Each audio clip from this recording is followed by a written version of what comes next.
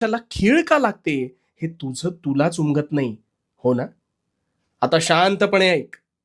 अशी एखादी तुझ्या ऐकिवात असलेली नामवंत व्यक्ती आहे का, की ज्या व्यक्तीच्या दाम्पत्याने त्या व्यक्ती एवढा नावलौकिक मिळवलाय?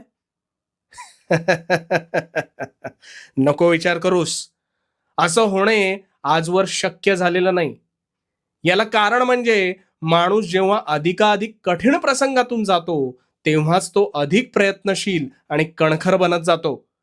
अशा वेळेस बुद्धिचातुर्याच्या बळावर मेहनतीने परिस्थितीला मात देत अनेक शिखर तो गाठतो. पण ह्या उलट परिस्थिती त्यांच्या दाम्पत्याला असते. त्यांना ह्या परिस्थितीच्या झळा टोचलेल्याच नसतात. कसं आहे, हिरा जो आहे ना, हा हिरा सदैव कठीण प्रसंगात घडत असतो. त्यामुळे किंबहुना त्यांना त्यांच्या पालकांइतका नावलौकिक मिळवताच येत नाही.